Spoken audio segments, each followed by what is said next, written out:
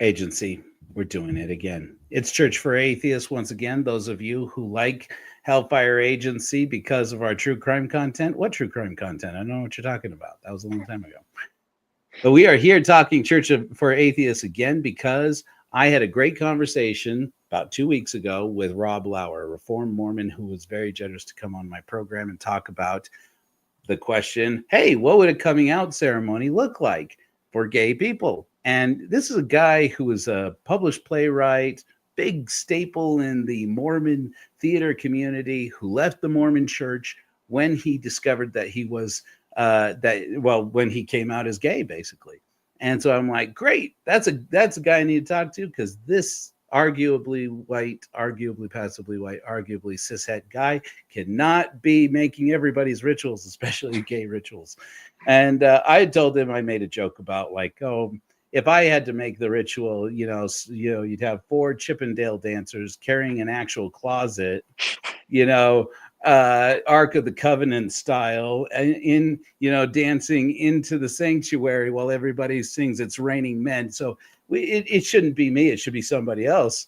But I think I may have won him over on that. Actually, I think maybe he liked it. No, but the point is that at the end of the day, he told me that he doesn't think people need to come out anymore. Families accept the gays as they are. No need to come out. And that's probably good, because coming out is traumatic and wild and hurtful and crazy and shameful. And he's like, just leave it alone, basically. But he did happen to mention that they're developing in the Reform Mormon movement, which is not atheistic. It's more deistic, I would say. That they're trying to modernize the way that Mormons did polygamy, frankly. But they did like a thing back in those days that Mormons don't really do anymore, where you adopted people. You didn't just marry people. You adopted family. And he's like, so it's like chosen family. And I'm like, okay, so that's a curious way of looking at that. I hate it. I never want to think about that again, because I hate those Mormon rituals. But okay. So I reached out, and I reached out to a couple of people in the gay community and said, boy, I understand that nobody has to come out anymore, because all gay people are accepted by their families all the time. And the feedback I got was, that's a misrepresentation of Rob Lauer. That's not exactly how he said it. But and I got a couple of people who said, quick note, get more input. I'm like, oh shit. When I said, I got to talk to Sam Nieves, who is a conversion therapy survivor and an ex-Mormon. Sam, thanks for being on the program. My pleasure. Thank you for having me. All right. Do you prefer he? Do you prefer they? Or is it the same? Sure. Cool. I will say some days it's incredibly validating to hear one over the other, and that'll just change on how the day's gone. I hear you. Okay. Well, I'll see what I can. I'll see what I can do. Awesome. But so okay, let's lean into it. We want to leave some time at the tail end. I really want people to know your story and know more about what what your work is. Those of you who don't know, Sam runs a conversion therapy survivor network, which is a weekly meetup, a weekly online group. Support group, and also that has a Facebook page. You can look in the description. If that's something that appeals to you, get the support that you need. Sam's the guy. So, but I wanted to talk to you about this, Sam. Do you think there should be a ritual to celebrate coming out as gay? I mean, your ritual definitely leans into all the stereotypes, so kudos. Great. And I'm already screwing that up. That sounds like me. Well, I feel like Rob's description of like, well, no one needs it anymore is also to the other extreme. I would challenge and kind of push back on the idea that no one needs to come out. Because I can tell you, as a conversion therapy survivor, I talk to people every single day, or especially weekly during our long meetings.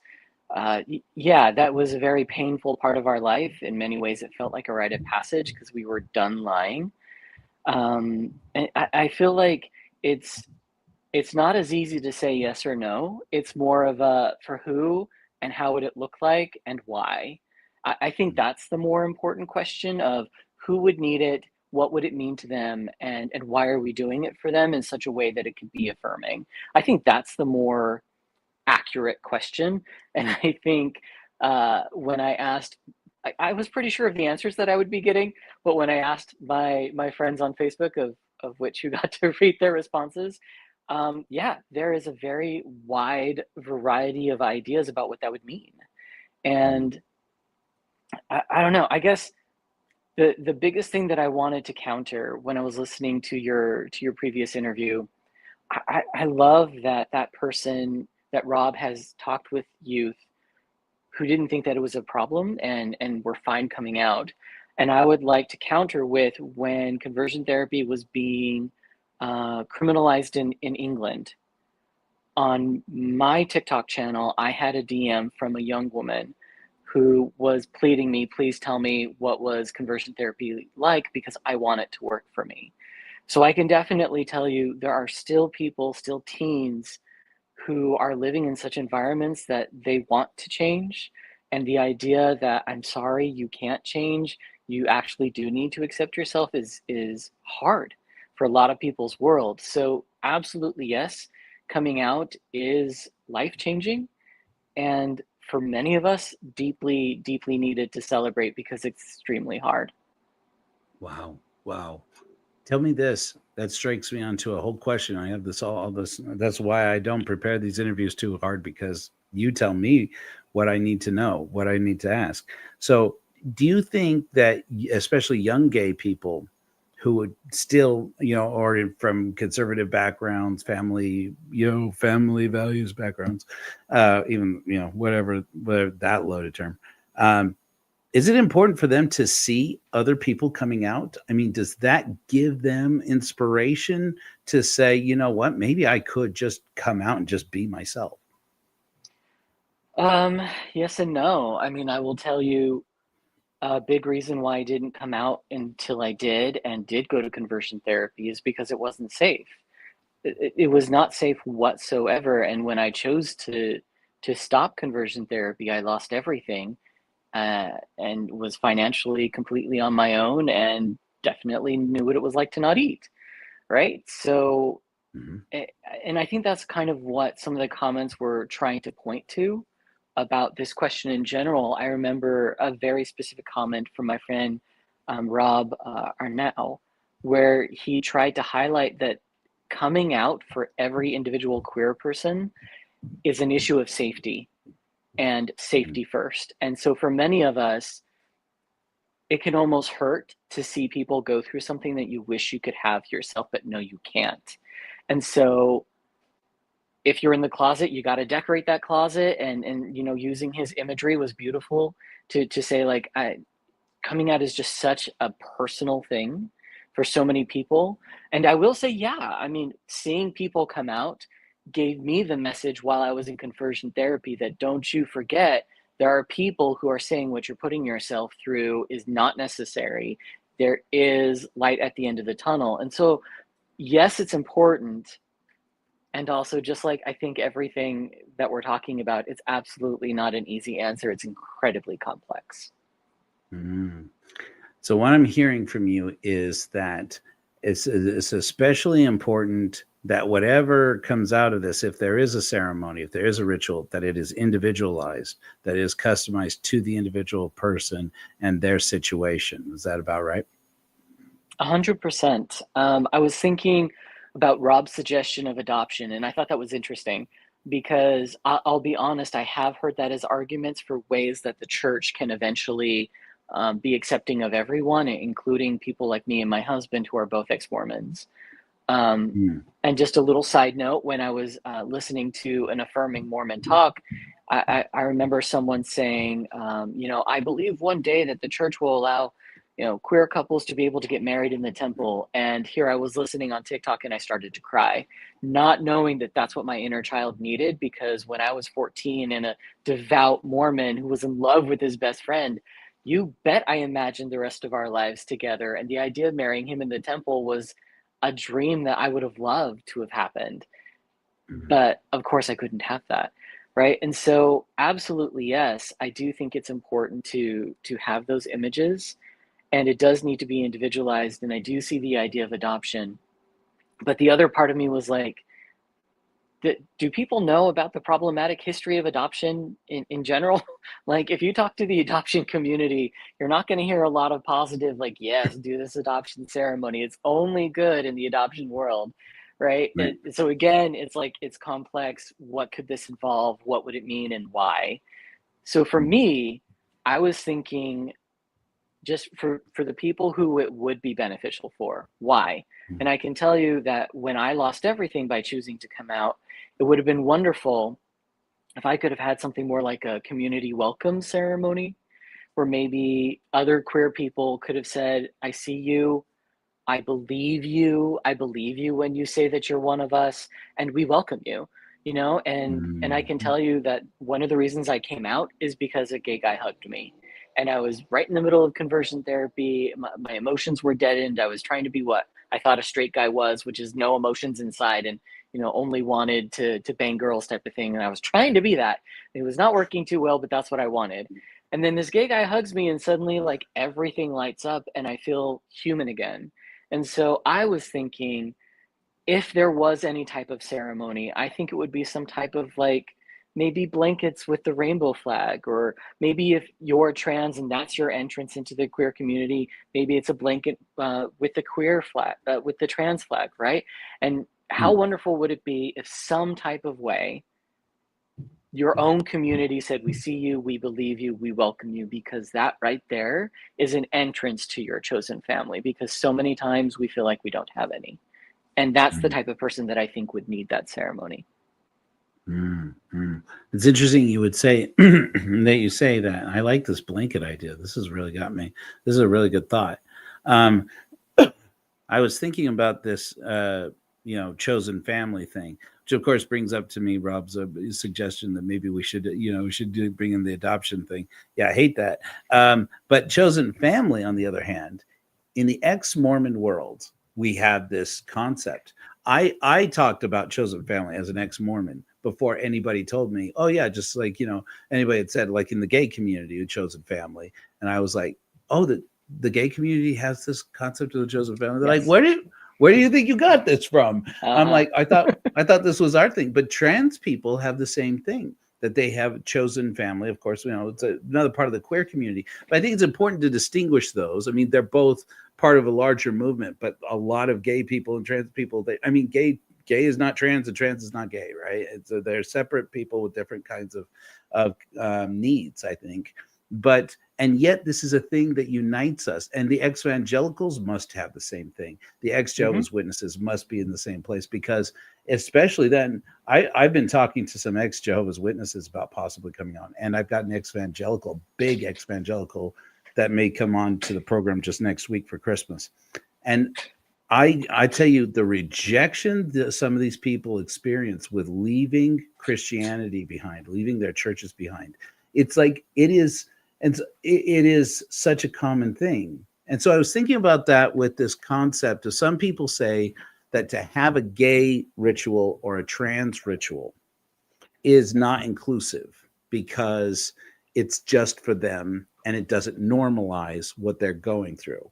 And as much as I wanted to kick back at that, and I'm like, it's about celebrating them. I mean, what? Okay, whatever. I need to learn here. So, but would it be better? I just can't help but wonder if we have this thing we've been playing around with, which is the chosen family banquet. Let's get together, break bread, and you invite a person who's being celebrated. They customize it. Whatever rituals you do as a part of the banquet, that's, we go through and you do it for you. We do exactly what you want to do. We have some ideas. You bring your ideas and we'll put it together. But the idea is you invite people who, if they have an invitation to the banquet, it's so that you, as as the person being celebrated, are saying to those people, I choose you to be my family. You are my chosen family. And I want you to know this about me. And then whatever it is that, your transness, your gayness, your, polyam, because in the ethical non-monogamy community, That's a big thing too, because a lot of ethical non-monogamists, their family abandoned them when they find out you're what? A throuple? What? Or they, it's like, wait a minute, are you getting divorced? It's like, this is a huge need that the polyam community needs. I had planned on doing this polyam, polycule fusion ceremony. I have no idea what it was going to be like, even though I am an ethical non-monogamist. And it's like, I have no idea. We're going to have to come up with something for this. And we're going to have to come up with something for this chosen family banquet. Oh, I have so many things to do. I can't help but wonder, and I've talked too much now, should this all be one ceremony, like a chosen family banquet, and you just customize it to express what you are feeling? Would that solve some of these concerns? I mean, I do have multiple thoughts on it. I think that would be an easy way to go about it. That would make less people upset. And when I first heard about the concept of this, first of all, I also heard Britt in my mind, the no nonsense spirituality, because she does talk a lot about how rituals are needed. I watched that episode just before coming on here. Loved it. She's amazing. And it further convinced me that she's right, that rituals are important. And so from that lens, I also remembered the other reactions that I have. When I first heard about this, I did have oh, that's nice. Look at an ally being an ally. And then my spider senses went up and I'm like, is this a performative ally though? Because that kind of gives performative ally vibes, right? And I was a little nervous. And I also recognize, like, let's be honest, you can't eliminate racism by ignoring racism. You need anti-racism. You can't ignore anti-trans rhetoric without promoting trans acceptance, right? Like, there needs to be a counter. There needs to be a specific, I am going to highlight this and not just say all lives matter because they all matter, right? Because then you're erasing the unique special needs of a community that deserves to be seen. Mm-hmm. And at the same time, I feel like you can do that with a welcoming banquet for a family, and you do something like that. I still think, because I did see some of the other ceremonies, some things did concern me, like, do you really need a naming ceremony? But then at the same time, it's the same question of who would benefit from this? Would they appreciate it? And what would it look like? I think it would be good to at least offer and then see what the person says, right? Because if they would appreciate a ritual, go for it. Because I think if the microcosm of my Facebook responses says anything, it's that there's going to be a wide range of opinions about literally anything you do when it's trying to address needs of the queer community, whether it's a queer person doing it or whether it's an ally.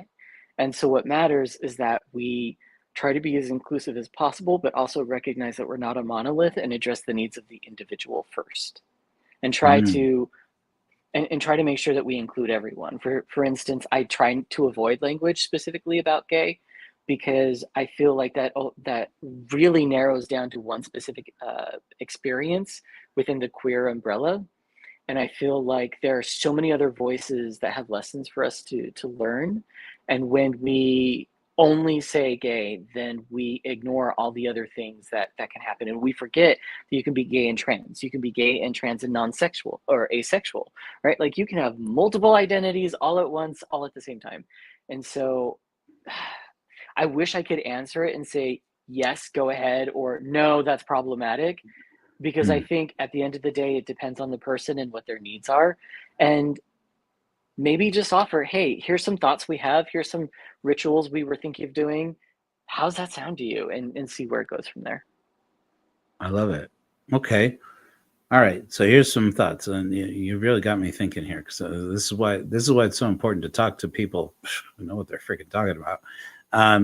So I'm listening to what you're saying, and I'm hearing it might be good to have something that is for a gay person to specifically be able to say, I want this, so that I can show my community, I appreciate your love. I appreciate your celebrating me. If you want to celebrate me, where other people who are gay or might be gay can see it, then yes, celebrate me and give me a chance to take that platform, take that microphone and say, I am gay. I am happy about it. I am loved. You are too. You will be too. There's hope at the other end of this. And they have that option, but it's not a rite of passage in that it's not something you have to do. Because that's what I heard from the microcosm of your gay community is people saying, bring up very good points. What if it becomes an expectation? Oh, now this is another thing I have to do. Put myself in danger, put myself in the public eye. And so I'm like, oh shit, no, that's exactly the opposite of what we want to do. So it seems like maybe there's like a path forward to say it's one of the two ways. You can either, we'll make this available as a ceremony if you really want it. And just make it clear to everybody, this is not a requirement. This is not something we expect all gay people to do. And we honor and respect the closeted, this is not the way to say it. You'll have to help me come up with better language than this. But we honor and respect the closeted gay people out there who need to be where you are to be safe. Don't feel pressured. You be safe always. Be safe first. And but we are going to take the courage to say, this is why I came up with this, okay? Is I looked at it and I had the same concern about what is this performative, is this genuine, and is it inclusive? But I look at it and I say, for the past thousands of years, at least a couple thousand years, the religious narrative around being gay for all of Western society has been, you should be ashamed of yourself and you should be ashamed of this part. It's all shame. And that's why coming out exists. It basically was created by religion, basically, in my opinion.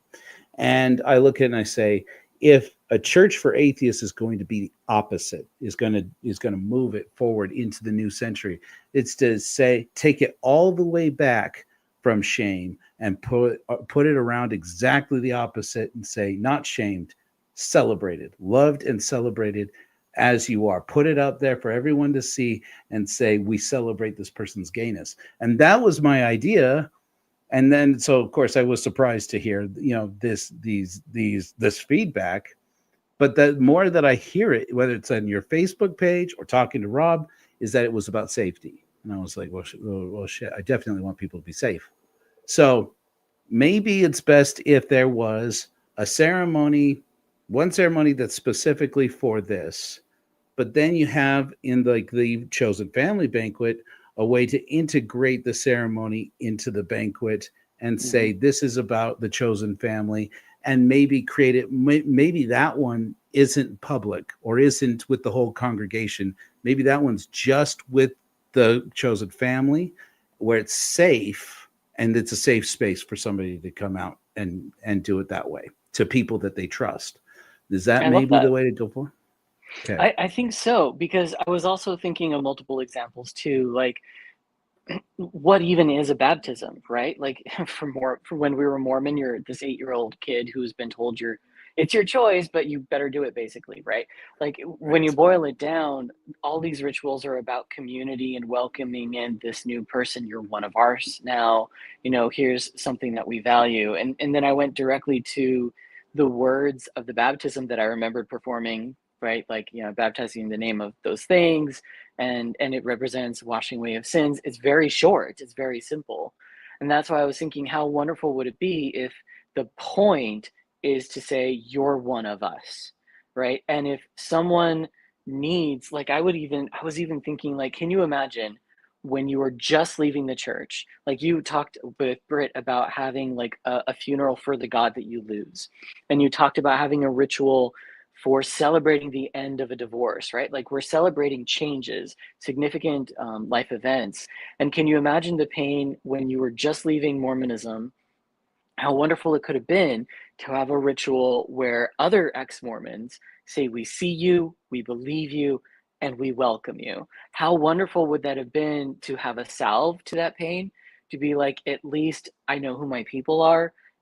Everything's not perfect all at once, but at least I know who my people are. And I was even thinking, like, imagine if you have this teen who, knew they were queer from the age of 8, just one of those, right? Like one of those lucky ones. And then by the time like it's a quinceañera age type of thing, right? Then an older queer person who's been through the ropes says, "Hey, I see you, I believe you, I welcome you," right? And then can be a mentor for this young teen. It just seems like if we can focus about welcoming into the community, then I think it doesn't have to be a coming out ceremony. It can be a community welcoming thing. Because I don't like the idea of when straight people see us as the other because we see ourselves as the other too. It feels very alienating. But if we can just Mhm. see us as leaving behind something that everyone should leave behind, absolutely leave behind toxic heteronormativity. It hurts everyone. Absolutely leave behind toxic masculinity, right? And if that's part of your gender of leaving that behind, then why shouldn't that be celebrated? And I even imagine like holding weights and feeling some physical weight of that heteronormativity or that toxic masculinity or those toxic gender roles, and then leaving them behind and being embraced by a community. And you can do that any way you want, but if the focus can be not what you're leaving, but what you're going towards, and you're going towards community, I think that would be incredibly healing. And you don't have to worry about that rite of passage, because in a way, I think your first pride is really every queer person's rite of passage. Like, because if you haven't gone to pride yet, what? Like you get a side eye. Like how can you say you're with community if you haven't even gone to a pride yet to know who your people Right. are and see the range of expression?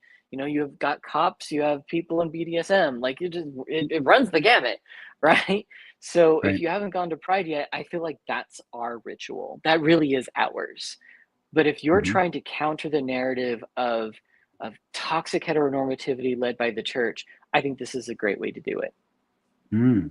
I love that idea, the visual. I mean, I love the very real possibility of exactly like you said, the idea of carrying a weight and setting it down. What a cool thing. I mean, so this is the thing that I found with this uncoupling ceremony. I still have to publish this. I did a great episode with Jenny Gage from Life Oh Take yeah. Two. As you seen, Jenny Gage. She's amazing. She did our Sunday sermon this last week Oh about wow. nuclear family fallout. I mean, just amazing. This Sunday, by the way, I just got confirmation that Beth Magnetic from Mormon True Crime is going to give our Sunday sermon this next week. And there's another woman I may have already lined up for the week after. By the time I'm done, I may never have a man sermonize in this church again. I kid. make I kid. make it a matriarchy. It should be that way anyway. That's what Jenny Gage talked about on Sunday. I won't to distract from this conversation with that, but she told me told us all about like how women in her family, in her Mormon tribe, were like the real leaders, and people weren't, and nobody acknowledges that. Nobody acknowledges them, and I'm like, "Jeez, man, that's like powerful." And she's like, "I learned how to be a woman from a woman who taught me basically that the men think they're in charge, but we're the ones, we're the ones who know what's going on." And wow, I got so much out of that. Well, I Um, think it's a great idea, even because if you go back to the idea that I was like, at least this is done right, where you're calling out heteronormativity is wrong, let's actually celebrate queerness. And then you even have on the page, like, feminism is a good thing, let's actually celebrate women. What a wonderful way then to flip the narrative of the priests are not the priesthood, the priests are the priestesses, right? Like it's run by the matriarchy. And I think that would just be a wonderful counter. I love that idea. I mean, so far, I mean, one of our rituals. Oh, here I have it here. Wow, I don't know if you saw this before. I just bought. I just went to Deseret Industries, and so the brethren love that, to buy a pot that I can do my dyeing in, because I didn't know you had to dye. You had to heat the water up.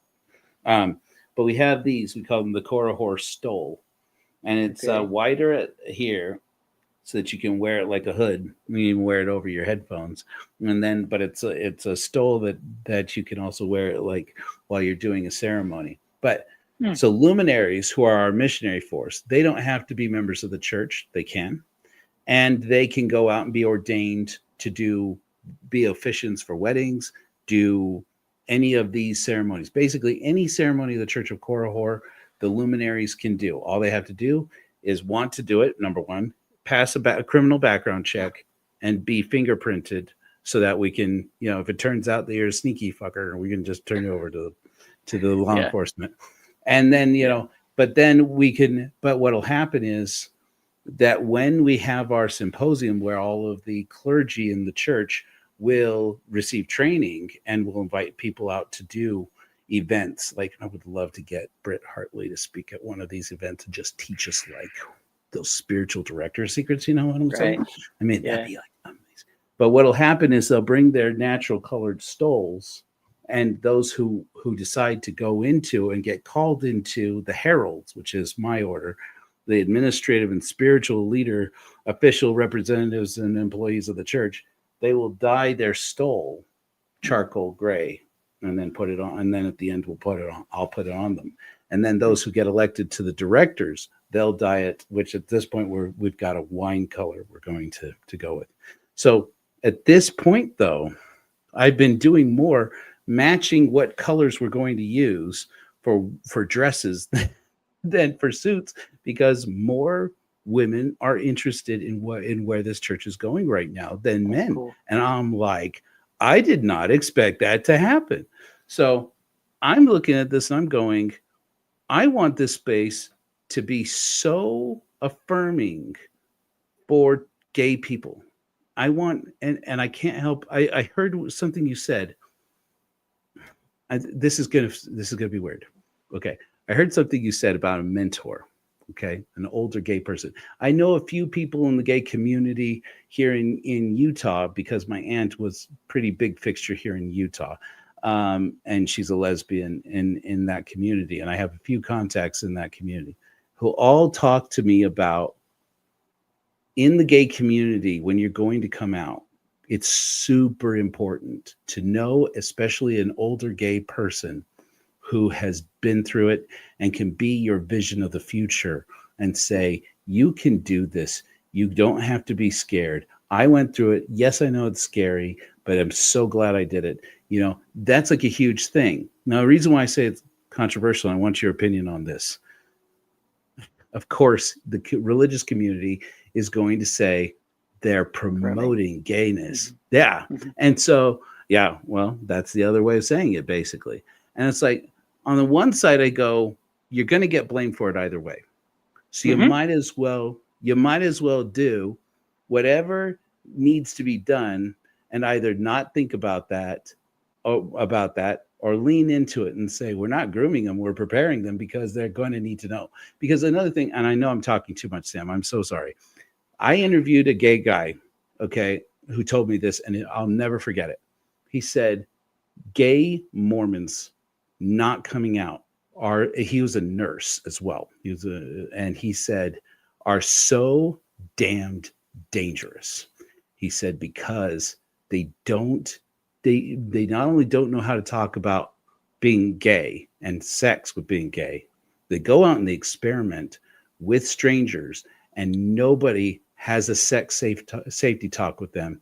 He said, and a few people know this, but the HIV risk here in Utah, huge, because people traveling through town who are closeted oftentimes don't know how to talk about it, don't know they're carrying, start finding closeted Mormon men, especially here in Utah, and they come through town and they're gone. It's a one and done situation. I don't know how to say that more politically. They're just passing through town, and then somebody finds out that they have sexually transmitted infection, and especially HIV.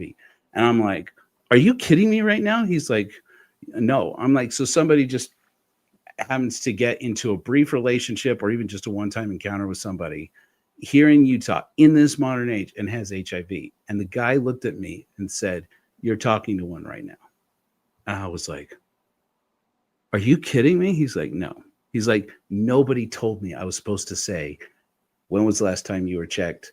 How many partners have you been with since you were checked? Nobody knows how to do that.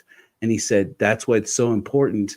He's like, and besides that, Mormons don't educate their kids about sex anyways. So they don't know generally. He said, and in the gay community, it's so important that you understand if you go out there looking.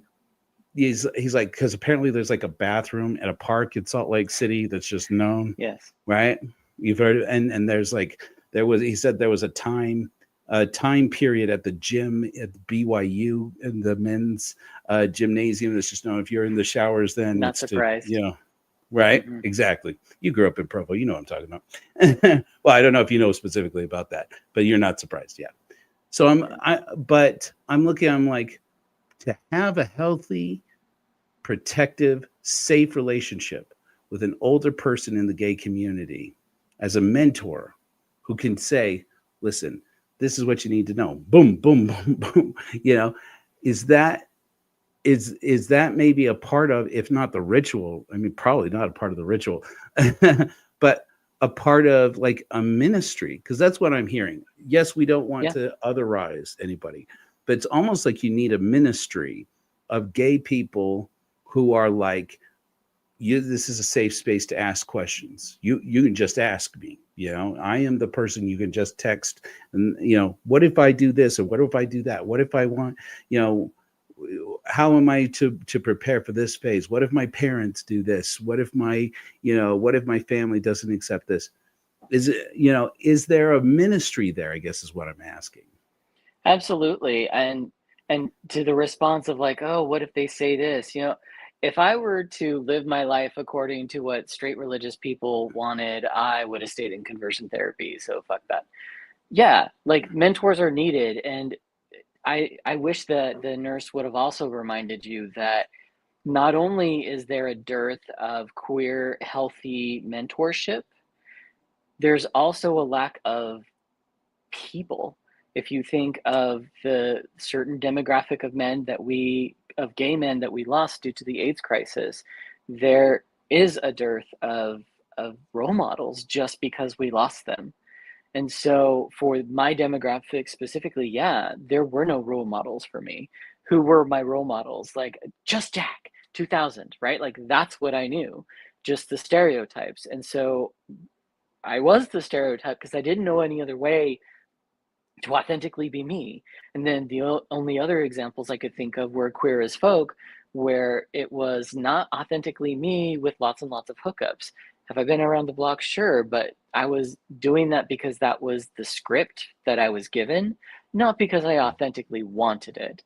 And to be able to have someone who says, hey, you could do anything you want, but be responsible about it. Mentorship is absolutely important, especially because you don't know what you know until it comes up. And then us older queers can be like, oh, right. Yeah, you're going to need to know this is how you deal with this. And sorry, it's just been so long for me that I didn't even think to warn you, but yeah, that's normal. This is something that you're going to experience. Or the fact of like, yeah, sorry, I forgot to warn you. Straight people are going to come into our clubs all the time and act a fool. So be aware that when you try to flirt with someone, there's a chance that there could be a bigoted straight person using us to try to make them look like they're this wonderful ally, but they're really not there for us. They're there invading our spaces, and just know about that, right? There's so many things that younger queer people may not know about, and it really is the responsibility of the older generation to educate them. That's amazing. So now I'm feeling more than ever. It's like we almost need to have like a mission of reason that is just about let's make safe spaces where gay people can probably privately join in to experiences where they can have positive confirmation, affirming experiences with especially older gay people who we can trust, who we know we've vetted, at least in a criminal background way, interviewed, made sure that they are safe people, and that we have the means to report them if they're not. That's not because they're gay. That's anybody, right? Because you just don't know. You don't always know. And so maybe there needs to be a ministry just for that. And there really should. I can't tell you how many times when I was newly coming out, at least the few older men that I knew would constantly tell me, you need to research queer history, because there were so many things I needed to be prepared for that I wasn't aware of older generations had already fought for. I didn't know that at the forefront of the queer movement were trans women of color. I did not know that, and here I was holding in tons of transphobia because I was trying to be the stereotypical guy who wouldn't get queer bashed, and so I had all of this internalized misogyny and transphobia. None of that was given to me. And when queer people come out, they don't have this queer family that they were born into that already shared all these things they need to know with them. More often than not, because we are a genetic minority, you're going to be the only one in your family. And so you need to know your history of what the fight has been like.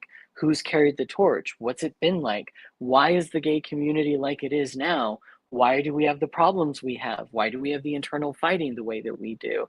And when we know our history, we can fix the problems that we have that honestly, I think come from straight people. I honestly, all the time, especially in meetings with survivors, remind them we're called survivors because many of us don't survive. And the problems we have come from straight people not accepting us and pushing their narrative on us. So it's up to us to heal ourselves, remind ourselves there's a reason we survived, and simply celebrating our queer joy is the best way to fight back. But we gotta know our history so we don't make the same mistakes that other people have made. God, I love that. God, that's like profound, Sam. Let me ask you this question. How did you get educated on queer history? Like, what did you do to get caught up? I'm still so behind. Oh my God. It's hard because I will say the things about queer history that I treasure most, I didn't find out until recently when I just started Googling or learning on TikTok, and then hearing a lot of debates. And then with my husband, who's very politically active, having conversations and then being like, well, I wonder why that is. And then going and researching. So a lot of it has been myself because I didn't have the patience to read the books that my queer elders were telling me to just go read.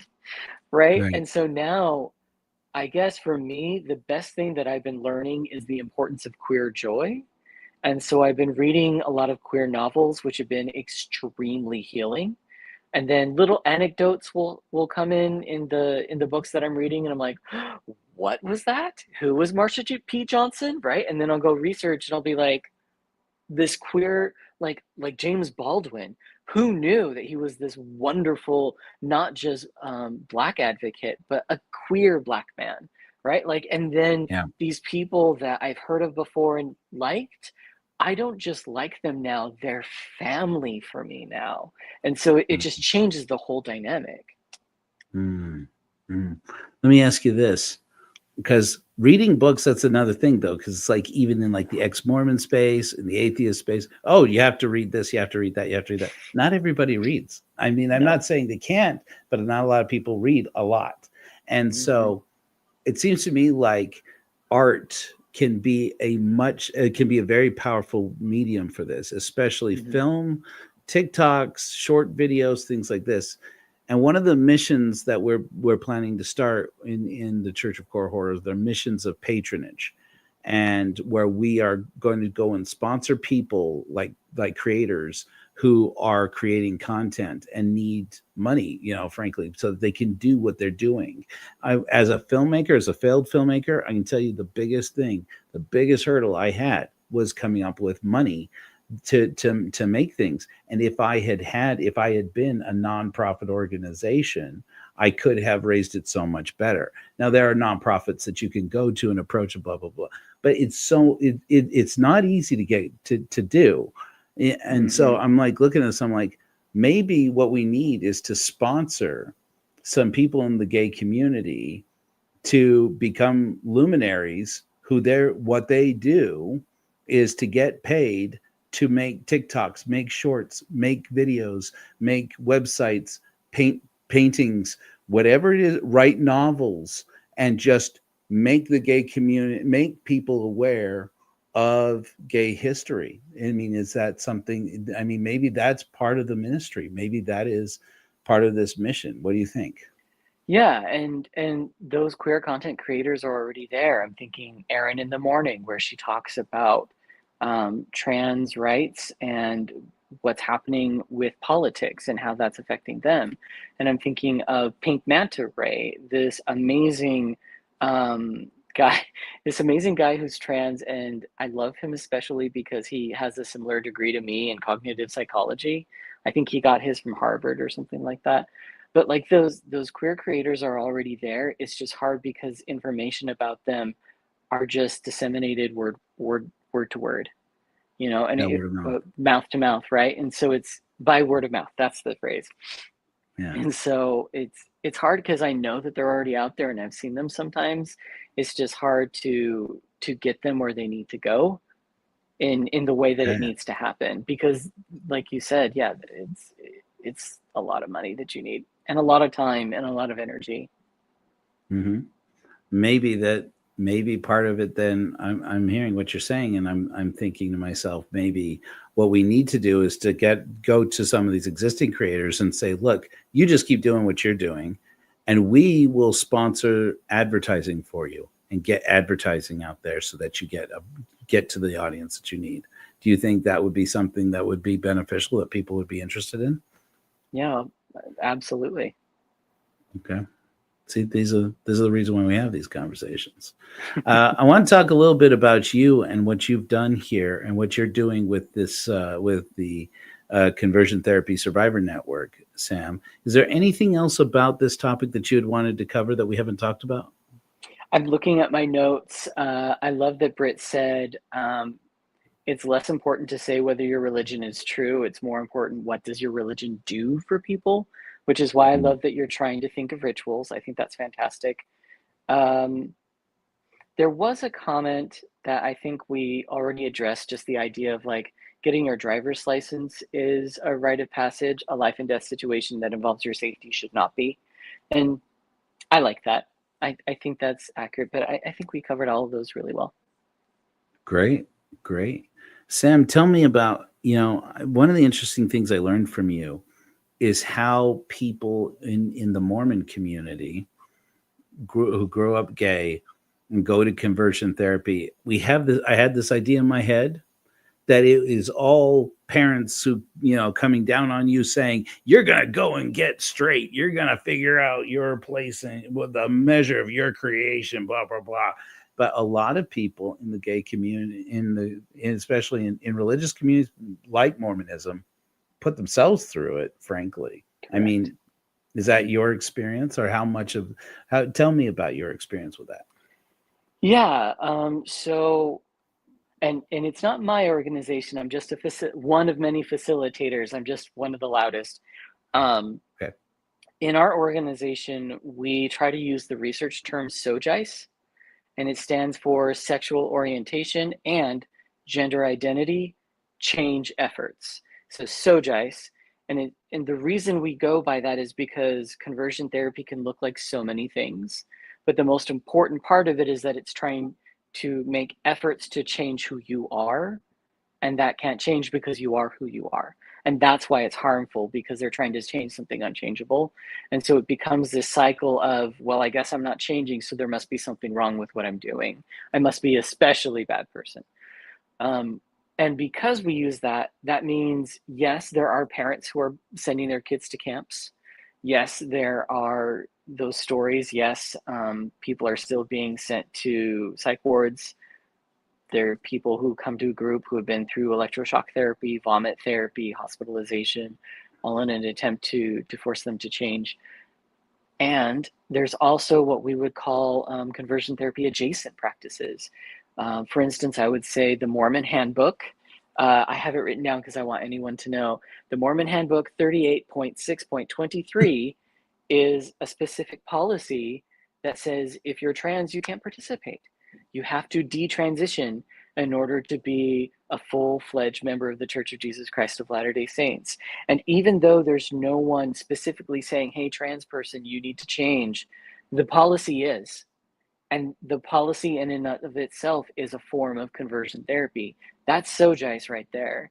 And so that means that it's everywhere, and it has a million forms of exposure and impact. For me, yeah, I had my first boyfriend when I was 13, and then I chose the church over my boyfriend. And then I led a fully chaste life in a way that most straight people can't say. When I tell straight guys how little I was able to touch myself, they say I lie, because there's no way a man could do that. You have too many urges. But like, when you hate yourself, you can do amazing things. Like, your brain can really shut down a lot of things if you hate yourself enough. The brain's really powerful. And so, yeah, by the time I went on my mission, I thought I was straight. I identified as straight. I had a lot of warnings. This is not going away, and it has not gone away. And there's a reason you got in a car accident, because you were staring at that shirtless guy on the other side of the street, right? Like, there were signs that I should have listened to. But when I was sent home early from my mission, because reasons, I was sent home honorably, but I was not in a good mental space. They, like, my paperwork was saying I was being sent home for a mental disorder. Like, if that doesn't say you are diseased, go to therapy, I don't know what does. So not only did I put myself through it for my whole life, then I was sent officially to it, because that's what my religious community was saying to do. So that's essentially my story of, like, yeah, I put myself through it, but then so did my church. And I did it as long as I could, until I realized that everything was going to hell. And then when that gay guy hugged me, and suddenly I woke up and realized, like, this is who I am, then I started coming out. But even that was a difficult process, because it was 2005. It was nothing like what it is now. And even now it can be hard, especially if you're trans.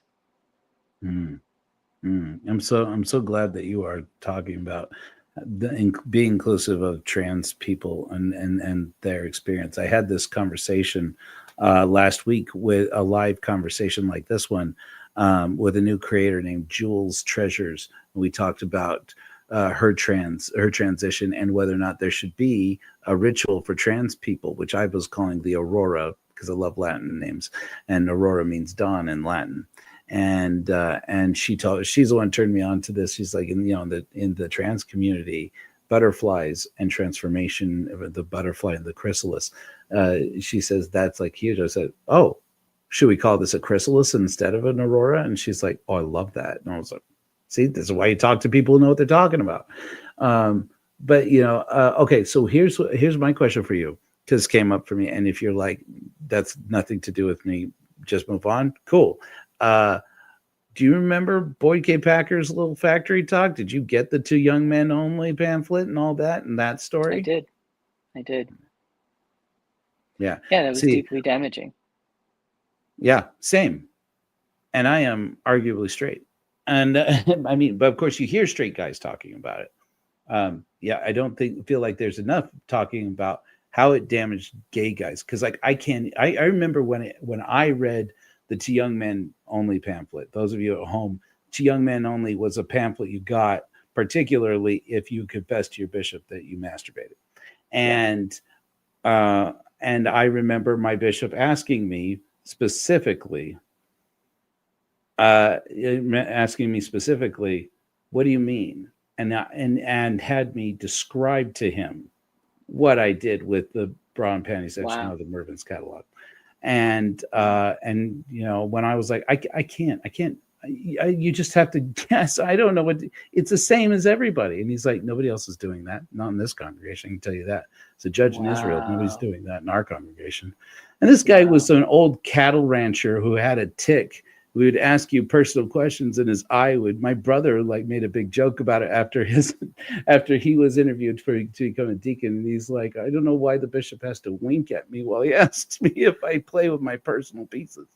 And but it's like, this guy didn't know what he was doing. This is why I said, look, in the Church of Korihor, for the administrative clergy, we're going to have professional clergy who are going to get paid, and so that they dedicate their time to doing, to knowing what they're doing, because this lay clergy that the church had, It was harmful. Yeah. And anyways, point is this: if you got the To Young Man Only pamphlet, you would read Boyd K. Packer's talk in there about your Yes. body has a little factory to make spirit babies, to make physical bodies for Heavenly Father spirit babies. Right there, heteronormative enforcement. Right, it's enforcing. This is your purpose. This is the purpose of your body. Right, is to make babies. Right, and then he goes on to tell this story about a time he was called upon to discipline a missionary who had punched his companion, and it was clear from Is that the it? language, right? Hmm. Yeah, I you want? remember Yeah, that. tell me about it.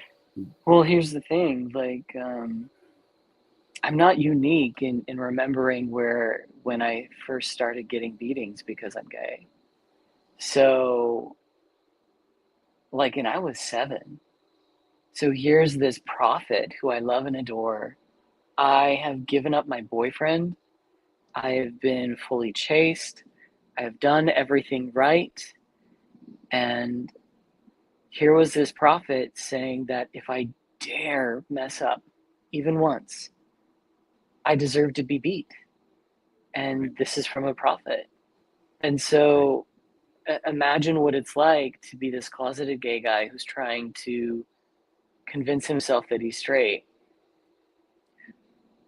There was already a lot of pressure, and that just added so much more pressure to it. It got to a point where I remember when I started to find a way to no longer touch myself.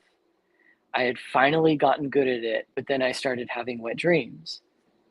And of course, the dreams were not about girls, and I was deeply troubled. And I remember praying for weeks, make it stop. And then I remember learning in health class, this is something that happens to your bodies. It can't stop. And I changed my prayers.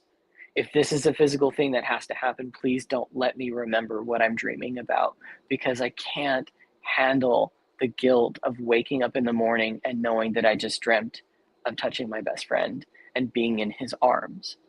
Like, I can't handle that. And then here's the prophet saying, if you ever thought of something like that, of holding your best friend, maybe even kissing him, you deserve to be beaten.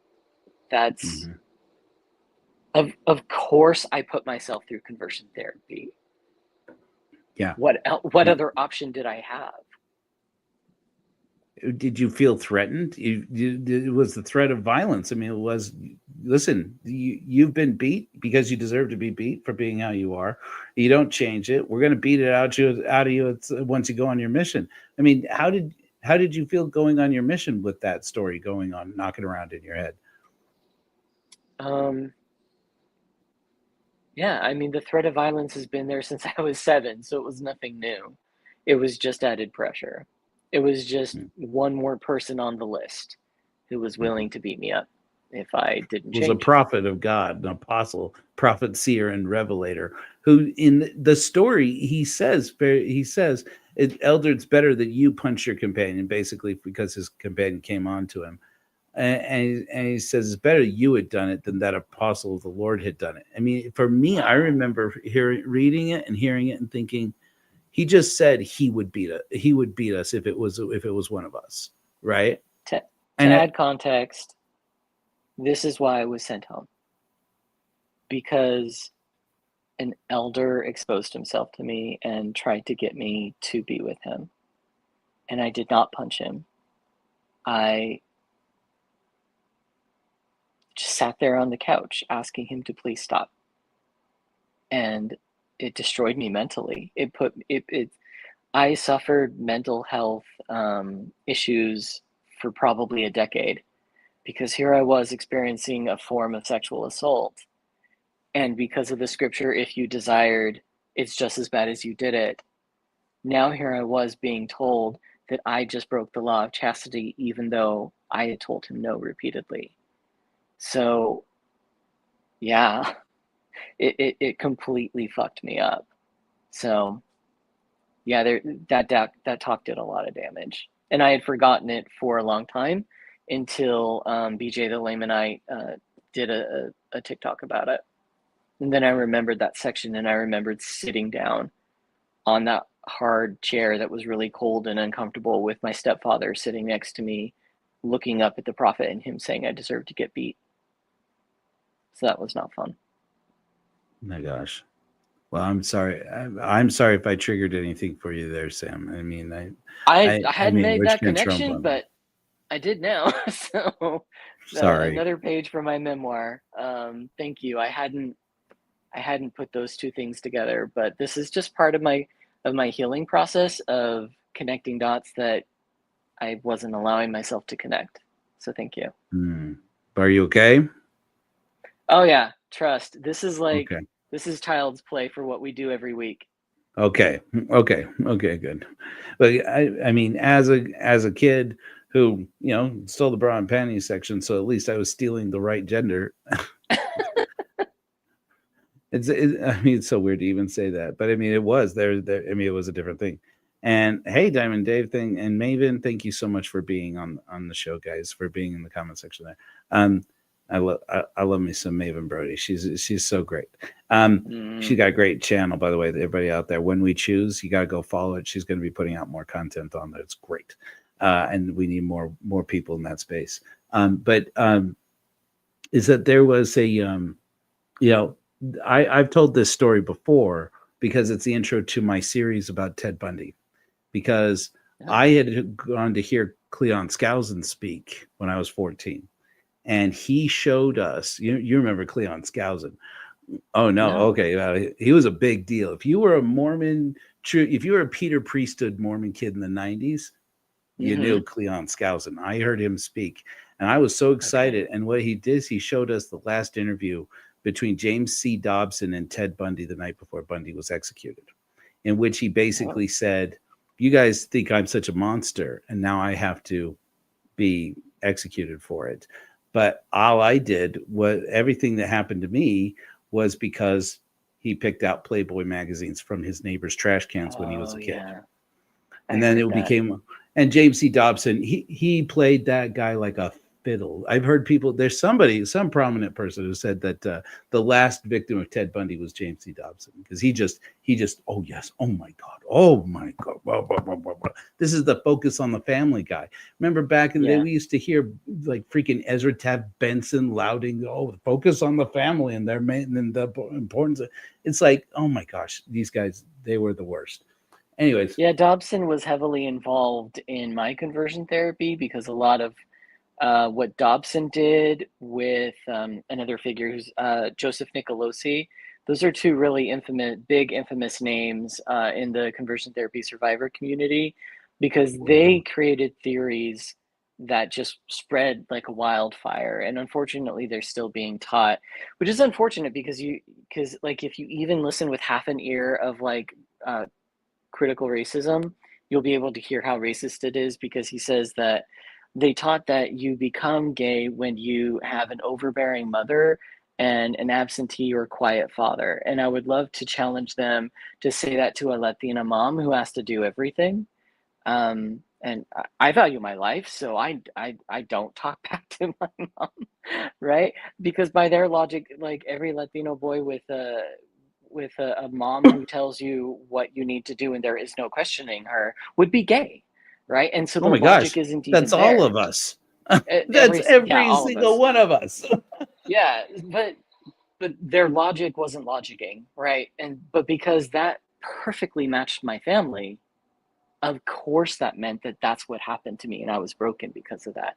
And so that those type of theories just are still being used. So absolutely, I know the name Dobson. Okay. All right. So, well, the point was that was the point when I said, oh, so I'm the next.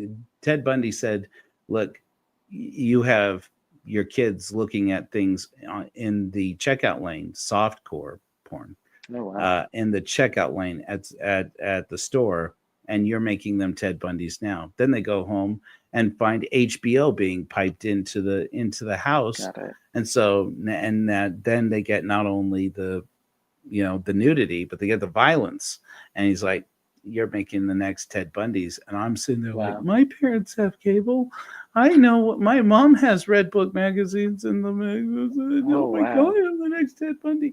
And so I went to my bishop so I could quit this habit so I wouldn't become the next Ted Bundy. And then I get this pamphlet about not only will pulling the relief valve on your own little factory. Right. Not only will that get you damnation, but if you go on a mission and you still have that, so I mean, right there, that's a deadline in the brain. It's like, okay, I can do this up until this point, right? Now, this deadline that says if you go on a mission, you haven't beaten this habit. What's going to happen is you're going to find out you're hitting on your companions, and because suddenly pulling your own relief valve, even to the bra and panty section, is going to turn you gay. And then we're going to have to beat it out of you. And that was the message we got out of it. I'm like, hey, do not want to become gay. Even so, it's like, I didn't have to go through anything like what you had to go through, but like, being a straight-ish boy in the 90s, there was nothing worse, especially in Mormon community in the 90s. The greatest fear you had was getting the gay. It was like, oh no, you do this, do that, then that's how you get the gay. That's how it happens. It's like, are you kidding me? I'll stop.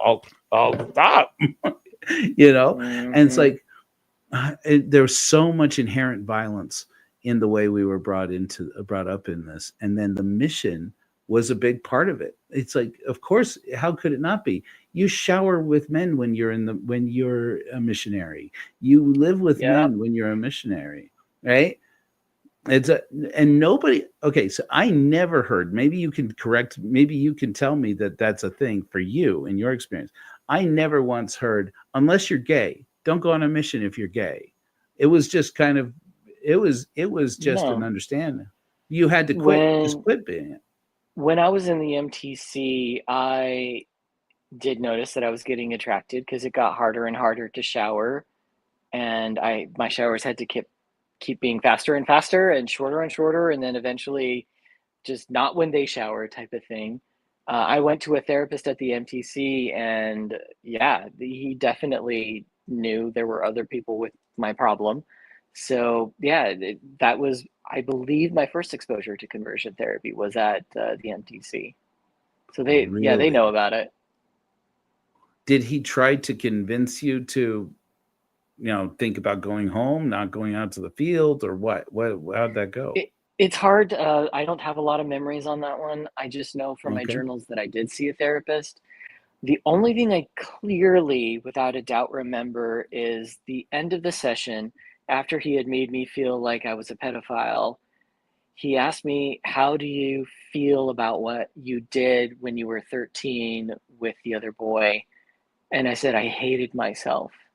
And he said, then I think you're fine. Go serve your mission. You'll be okay. So they knew. They knew that it was happening. They knew there were people like me out there. It's just the only, because of conversion therapy ideas, they think it's a behavior, because if you were to validate that it's an identity, you'd have to accept that you can't change it. And because they can't accept that, it has to be a behavior. There's no other way that they're allowed to see it within their mind.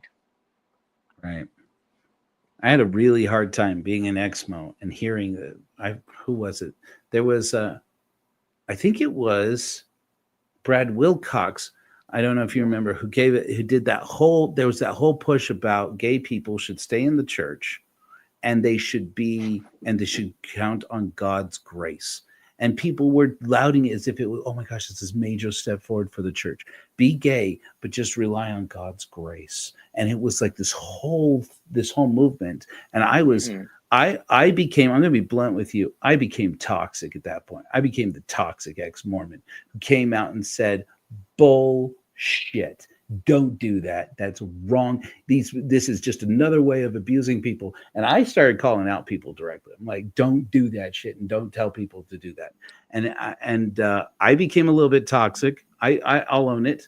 I got props from Britt Hartley, who told me, I'm so proud of you for saying right there that, okay, be proud of me. I'm owning my toxicity. But but like somebody had to explain to me, it's like, you're not wrong, but that doesn't mean you have to be loud right now. It's like these people are in the place where they are. You got to let them go through their journey where at the pace where they are and help them at the point where they are. And I was like, oh, I'm being the a-hole? I'm standing up for gay people in the church. And they're like, kudos to you. A little bit toxic because you're taking, first of all, you're a hetero guy preaching to gay people. Not great. Yeah, secondly, not so much. You're being too loud and too aggressive. And that's very, very toxic male. All right. I'll drop it. But man, Well, to circle back, this is exactly why it has to be so individualized. Because when I was in the church, when I was in conversion therapy, when I was in those spaces, you could have screamed at me all you want, all the research about how it's harmful, how it doesn't work. And I was reading all of that, and I didn't care, because God can do anything. And if I believe in God hard enough, he's going to change me, right? And I absolutely was not willing to accept the truth until I couldn't do it anymore and I broke. And if I was like that, I'm not surprised at all that there are still people exactly like that. And the fact that the church is slightly more accepting, you're welcome, gay Mormons, because people like me who've been shouting that it was harmful to part of the reason why they are. But I mean, when I went to BYU, I couldn't even identify as queer because that was a violation of the honor code, because it's an identity and you can't do that. Now they can identify as queer, they just can't act on it. So progress, yay, but also full circle, it has to be individualized because everyone's experience of coming out is different. Mm-hmm. That for me is the difference between tolerating and celebrating. I'm just going to mention that real quickly because like everybody talks about tolerance and yay tolerance, hooray! And again, I'll try not to be toxic about this because I am where I am, but I hate the idea of gay tolerance personally because I wouldn't want anyone to look at something essential to who I am, a part of me, and say, we'll tolerate that. Screw you. I mean, for me, that's why I say there's got to be a celebration. Don't tolerate it. No, don't tolerate anything about me. Celebrate me or tell me you're not welcome here so I can find someplace else. That's the way I feel. So that's why I have a tenuous relationship with the word ally. There's so many people who claim to be allies, so many people who claim to be tolerant, and then they say and believe the exact same talking points that I heard in conversion therapy, and they don't even realize how horrible they're being. For instance, even when they're well-intended, I remember being on this live where someone was sharing how they had been rejected by their family, and a very well-meaning woman said, "I'm your mother now," right? And I wanted to go into the comments and say thank you, because for some people that's helpful. But every time someone tells me that, I'm reminded of my mother that rejected me and that she's not in my life and refused to go to my own wedding. And it stings. So I don't need you to be my mom. I need you to make sure that no one else gets rejected by theirs. That's what I need from you. I don't need you to replace my mom. I have one, and she's not in my life for a reason, and we can just leave it there. So yeah, there's a huge difference between allies who actually ally up and listen and support, and people who just do it because they're performative and want to look good. Right. It becomes an accessory, quite literally. People get rainbow colored scarves, rainbow colored earrings, rainbow makeup, but then when somebody close to them comes out, and it's like, are you sure? It's such a hard life. Or something. Or they asked me to go shopping with them because clearly every gay guy knows how to go shopping, versus me who just plays video games. I can help you beat video games. I cannot go shopping with you. I'm sorry. It's like, I really need to feng shui my living room, Sam. Not that gay. I need a little interior decorating. You need that gay over there. This is not the one for you. I'm not that gay, but I know him. Yeah, I know one. Yeah. Okay, actually, so tell me. Anecdotally, my husband's very good at interior design. Just saying. Okay. Just gotta drop that. I will. But it's weird Good. because he I'm can not. talk sports too. It's just like, Okay. how? And anyway, yeah. Well, because they wear tight pants. No, I'm kidding. I kid. I kid. No, tell me about this. Tell me about this hug. You talk about that moment where, Sure. okay, this is safe for me. Yeah, so it was a time when I was having a lot of headaches repeatedly. I was oscillating between what my friend said. They never knew who they were talking to, either straight Sam or gay Sam. It was very much a mental breakdown. But I was kind of dead inside because that's what I thought it was to be a man. So I was really killing any emotion whatsoever. And this girlfriend of mine was like, "Hey, I have this pen pal. Uh, I'm gonna meet him for the first time, and I'm a little nervous. He's probably fine because he says that he's gay, but like, I just feel safer if you would go with me. Is that okay?" And I was like, "He's gay. I'm not so sure about that." She's like, "But your conversion therapy is going so good, right?" And I was like, "Yeah, that's fine. Do you have a This was a picture?" Mormon girl. I hate to interrupt you. This is a Mormon Yeah, girl. Okay. a Yeah. Mormon All girl. right. Cool. Yeah. Yeah. And so she shows me this picture, and I bite my fist because he was Oh, hot. nice. Oh, he was hot. And Nice. then it's interesting because I was practicing doing things like that, mannerisms of straight guys, and I bit my fist because I thought that was really straight. But the problem is that like I bit harder because I didn't want to be attracted to him, and suddenly it was like, oh, I bet this is why straight guys do it because they don't want to be attracted because he's hot. And then, but then I really wanted to meet him, but I told myself I was totally good. I got this. I'm doing so good at conversion therapy. We met the guy. He was fine. He was nice, and I was like really cold, standoffish because like of course I don't like gay guys. What the? I'm not gay, right? But he was really friendly and hugged us. He had big arms, very muscular, had wonderful cologne on, and when he hugged me, it was the only way I can describe it is like coming out of a coma. It's literally like you know that email sound we used to have where it's like boop, type of thing. Sure. It's like I woke up. It's like I felt an emotion again, and I was kind of like, if this is what I'm missing, if this is an ounce of what love feels like, that's authentic, that's real. Oh my God, what am I missing?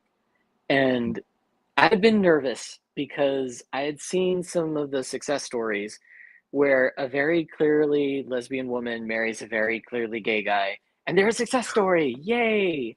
And Oh I was gosh. really skeptical because nothing was changing, and I was getting worse mentally. And my girlfriend tried to kiss me, and I almost threw up. Like this was not, and she was a great person. I loved her, but I wanted to throw up when she kissed me. So like Right. this is not good. And so yeah, after actually experiencing a glimpse of what love feels like, it was really hard to lie to myself after that because I had embodied what that emotion was supposed to feel like. Hmm. So it was like putting glasses on for the first time and then taking them off and trying to pretend you didn't see what you just saw. You saw it. Hmm. You know what it could look Hmm. like if you wore those again. So it was a hard sell after that. You can't unsee what you've seen. Yeah. Like, I think that's powerful for me. I mean, I feel like there's all these moments for Exmos like that, but I can't even imagine. It's got to be like a whole other level for people who are gay. Oh I yeah. can't even imagine it. I can't even Like imagine what that must be like. there's this beautiful quote, and I love quoting her so much. So there's this lesbian person who comes to our weekly meeting sometimes, and she tells this story of how she was in a mixed orientation marriage. That was a big part of her conversion therapy. And one day she was struggling with her husband, and she realized just somehow the same love and tenderness and emotions that she had for her cat were the same feelings she had for her husband. And then she looks at this other woman, and it's a completely different story. Right. And it was like, oh my God, I'm a lesbian, right? Like it's those moments when you realize you start to understand what those songs are talking about in the love songs, right? Mm. And then, but when it clicks, you just can't undo it. And it's really Yeah. hard to lie to yourself after that. it feels like there's a real urgent need. I'm listening to describe this, and the thing I immediately think of is after my wife and I began to embrace ethical non-monogamy, I got on Tinder and started dating women. And a lot of the hits I got, women who are interested in me were from Provo. And it's like, really? And a lot of them were younger than me. I'm like, okay, but they were interested in me. They were cute, and it sounded like a good time.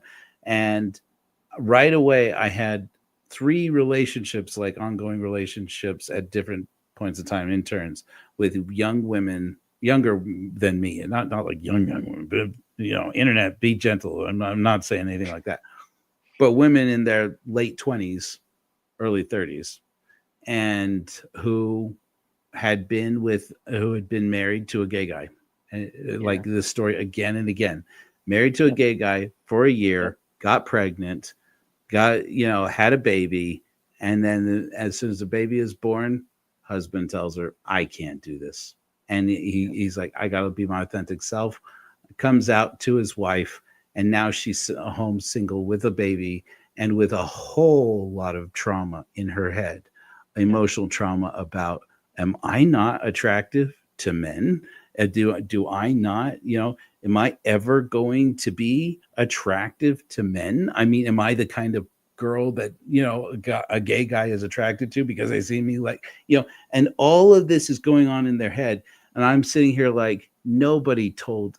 I mean, I never got the don't be gay talk myself. I mean, the little factory talk's the closest thing I got.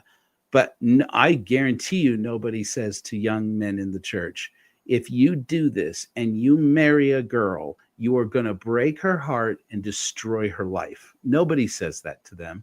And they have no idea. There's no warning. You're going to carry the guilt from that for the rest of your life, because now there's a child who is growing up without a father, or with a father, in the split custody situation, that didn't have to happen.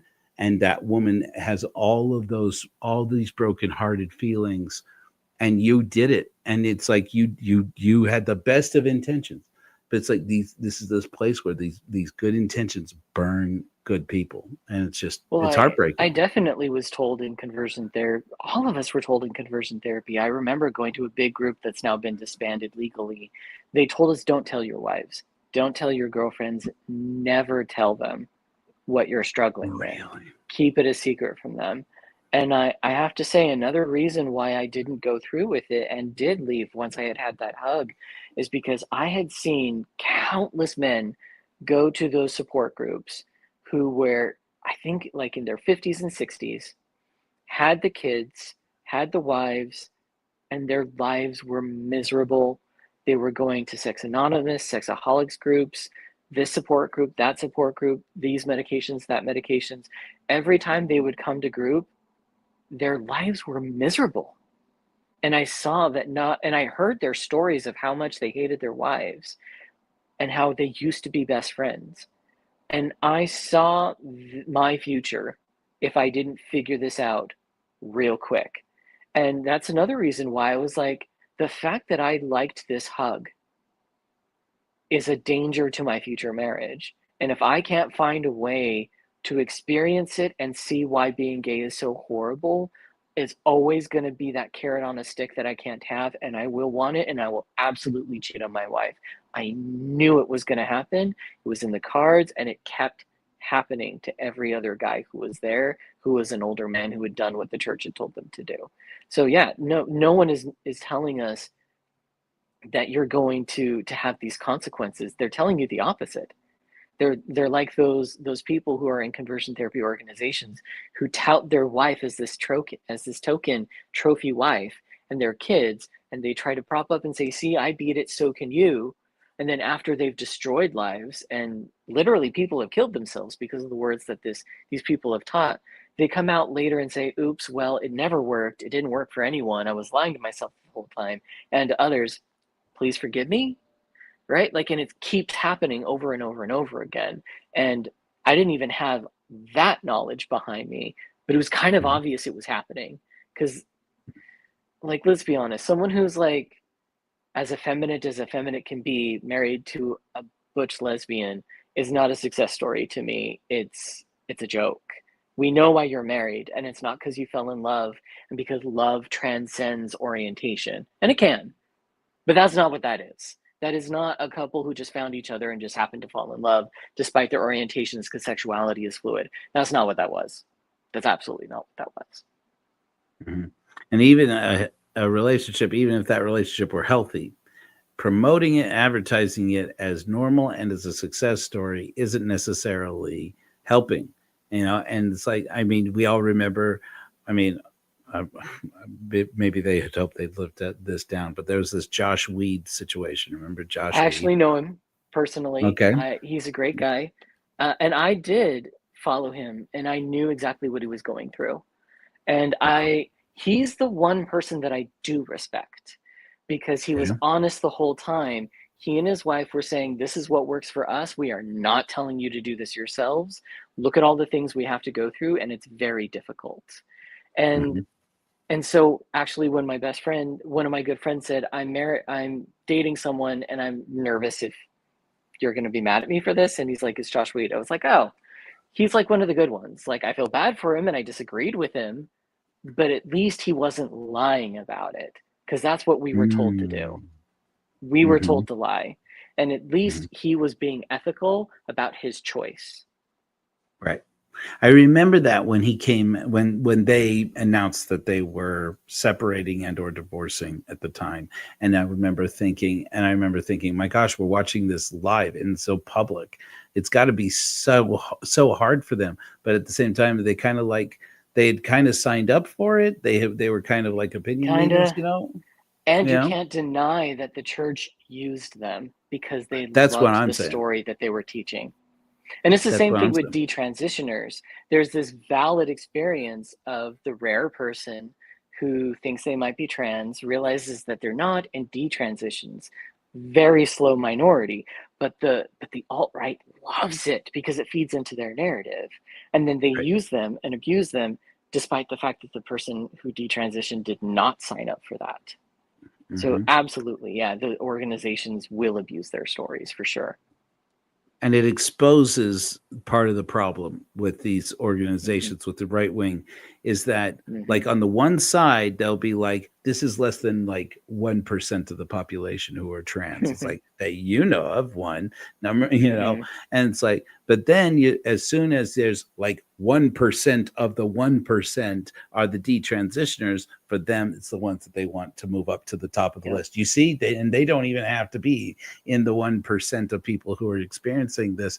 And it's like, how blatantly can you expose your own hypocrisy, right? And Hmm. so It's a that's what. hard situation to be in, because my very best friend from when I was a kid, who I kind of fell in love with, is still married to a woman, and told me he can't be friends with me anymore because it made him think he could come out too and have a happy life. Like, and his life has become the life that I saw for myself and wanted to avoid. But when you think of the enormous pressure that our families put us in, the enormous pressure that the church puts us in, and our society, and hell, like, who can live on an income of just one person? Like, poly is really the answer for that. But like, there's so many forces for to be heteronormative. I I hate it. I disagree with it, and I want to scream at them. And I also know I could have easily been them. I easily could have been him. Hmm. Had the circumstances been slightly different, that would have been me. I wanted to be them. It's the harsh reality. Oh man, it's so brave of you to come out with the story, Sam. I mean, you're not coming out with it the first time.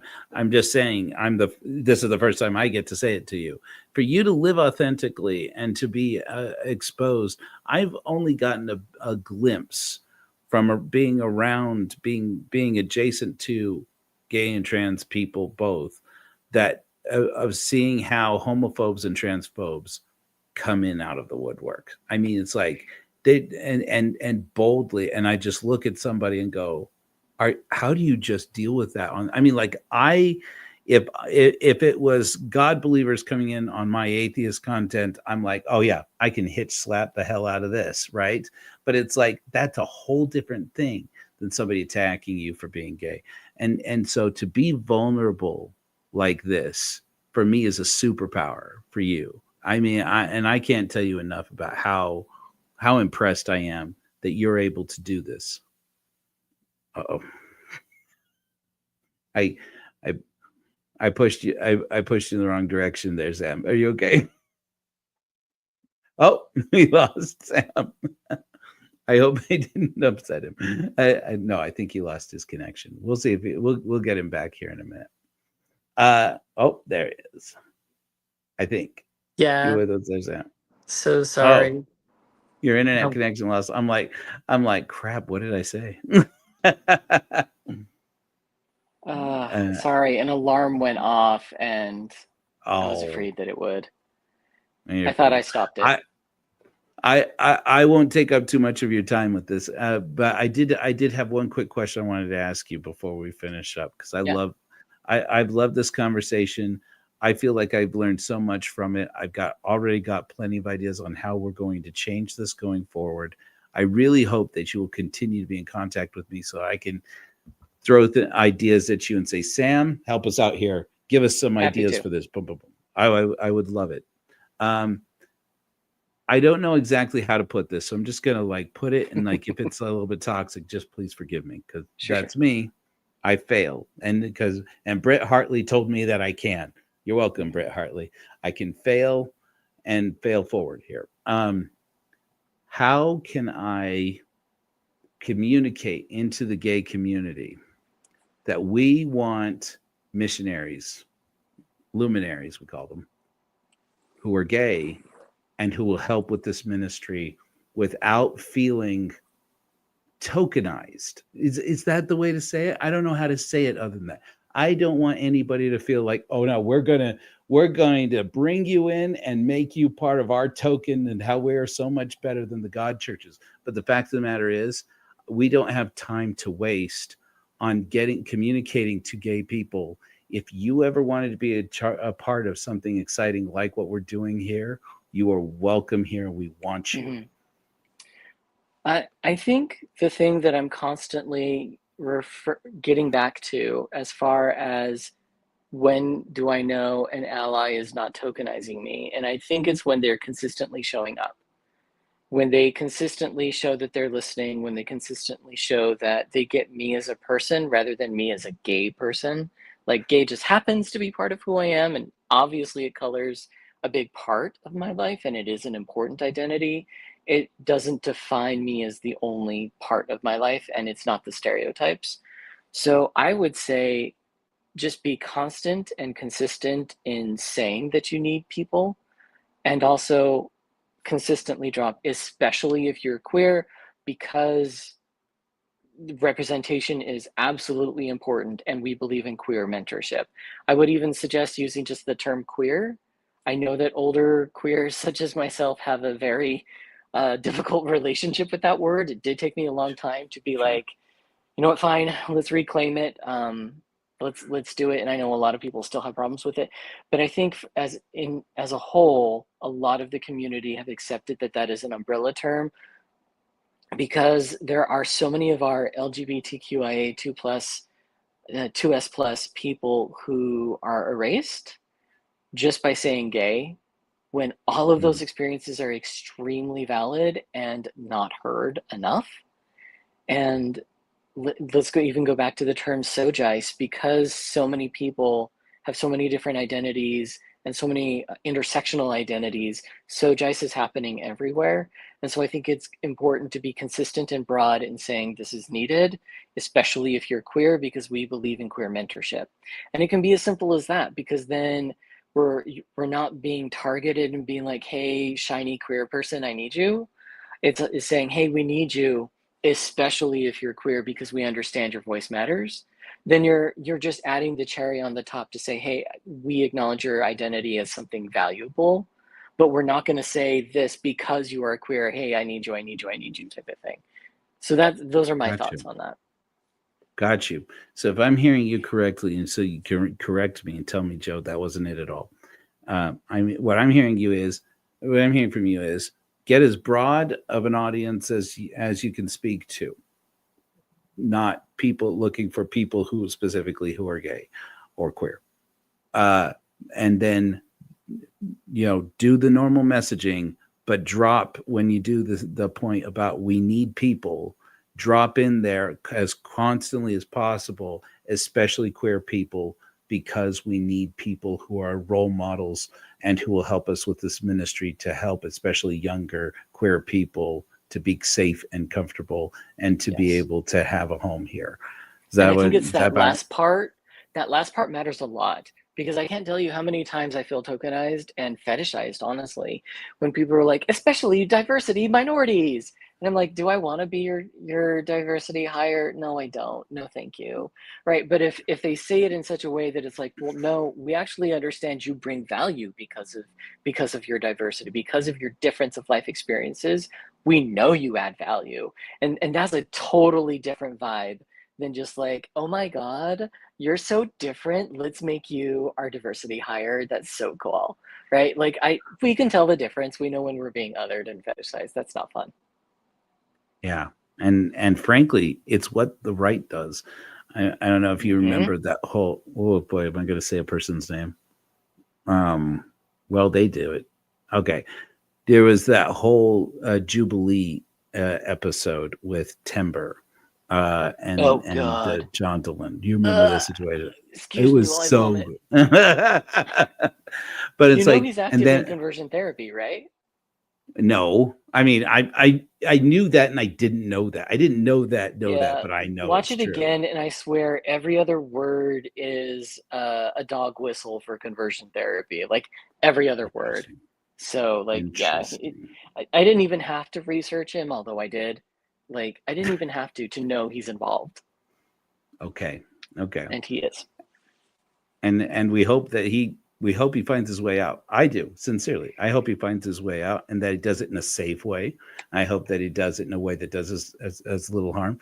And then if he doesn't, then let him be healthy and happy as best he can. I have no ill will against the person. But the fact of the matter is, as soon as he was on this show to Jubilee here on YouTube that has a big audience, every Mormon is falling all over themselves to say, "Oh, my GBF, we're so queer affirming." We know so many gay people, and it's like black people in the Mormon space at the same time. Oh, do you know we have so many? Look at Word Radio. They'll have them. They're like, look at that person. Tell me we're not diverse, and it's like, well, that right there was it. That was it. You just tokenized every black person you know and put them all into a room so that you could say they're not racist, so they're Mark, we know when we're being tokenized. It's not that hard to see. Okay, cool. Sam, I've kept you for so long. I am so appreciative of you. I honor your journey. I love the fact that you were willing to come onto this, and that you first did research and asked people in your gay microcosm to give us feedback. And I feel like I learned so much from you, and this is why we're having this conversation. Thank you, Sam. And for what it's worth, I love you, man. Thank you very much. Ditto. Agency, until next time, whether it's here at Church for Atheists, of these true crime episodes, which are maybe possibly going to change a little bit here in the future and for the better. So I'm just going to leave it at that because I don't yet know how that's going to be the case. But we're looking at some changes and I'm excited about them. So until next time, friends, fight like hellfire.